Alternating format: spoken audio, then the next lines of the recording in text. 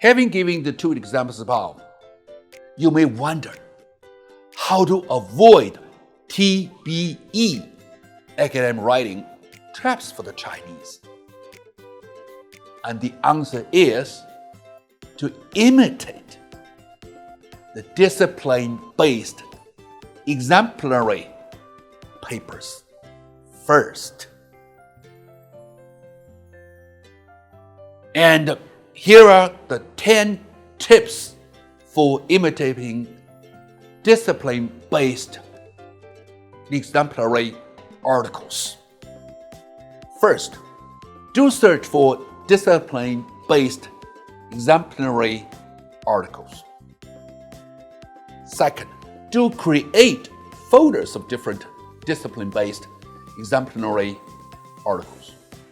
Third, do have regular intensive reading of exemplary articles.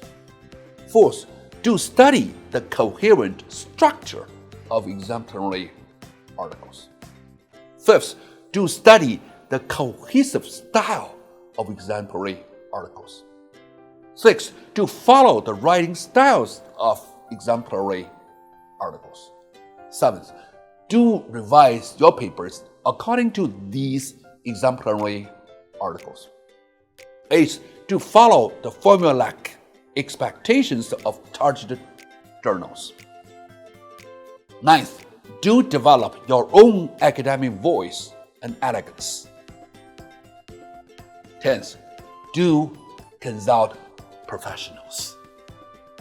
And here are the 10 tips for you. I hope you'll keep in mind next time you want to write any papers. Or I cannot stop you from relying on translation devices to write your English paper. But I do caution you, I do warn you not to submit this translation. Okay, here I give you some examples of what I've written before. Just to give an example, if you care, I would recommend you to have intensive reading of exemplary articles. To help you with intensive reading of exemplary articles, I specifically developed what I call the 5-color marking method of reading.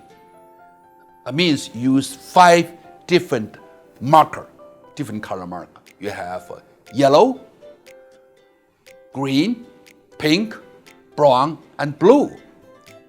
You would use yellow to mark key concepts and definitions.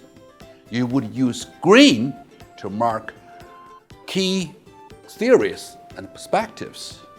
You would use pink to mark key empirical studies or findings. You would use brown to mark key transitional words and phrases. And you would use blue to mark key empirical findings. Now, I'm just proposing 5. You could cut down to 4, or you even develop or add to 6. It doesn't matter. But the most important thing is intensive reading. By intensive reading, I mean you really have to read each sentence. You really have to look for the structure, coherence, and cohesive style within each paragraph. And this is how you would do. Just to give you an example, this is one page of an article I published. And I asked my students to do intensive reading and marking for the blue, for the yellow, for the green, for the brown. And then they can follow all these points I would call checkers. And then by reading into this level or this depth, you can fully appreciate, you can fully understand the formulaic expectations of a typical academic writing. And that is not translation based, because by translation, by your Chinese thinking, you cannot write as fluently or elegantly as such. And here is another page, and you can see more. I'm not asking you to do intensive reading of many articles. They'll be too time consuming. But if you can do 10 or 20 intensive reading of the articles within your discipline, I'm sure you will really understand the hidden logic or the hidden secret or code of good academic writing. I hope you'll keep this in mind. And not only that, you can even use underline or circle.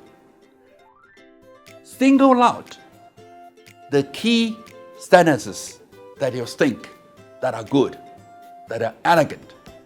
Just give you an example. The parts that are circled are, they must go beyond the Confucian puritanism that frowns on humor and instead learn to value, appreciate, and use humor whenever and wherever possible.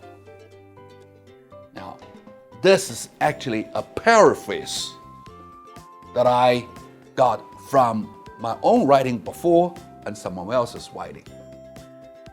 So if you can study, can mark such sentences or summative statements, you will follow and you will know how elegant this kind of writing could do for you. Okay, having said this, this is like learning to do Chinese calligraphy. You know, in Chinese calligraphy, you first have to imitate and then develop. While you imitate, you have to imitate different authors, different styles. For instance, you can imitate the Chu style, stands for Chu Sui Liang, or you can follow or imitate the Liu style, stands for Liu Gongquan, and you follow their or imitate their calligraphy, their writing, and eventually you may develop something of your own. But you have to imitate first. And this is what I call the academic voice, which I will talk later. And finally, I thank you very much for attending my talk today. I'm organizing my students to do peer help group to look at each other's manuscripts and point out the problems that I described above. And I hope you will periodically relook at this episode and to really improve your English writing by doing intensive reading first, by identifying or searching for the exemplary papers within your discipline. And gradually you can think not only in English, more than Chinese, but also in your own discipline than in ordinary way. Thank you.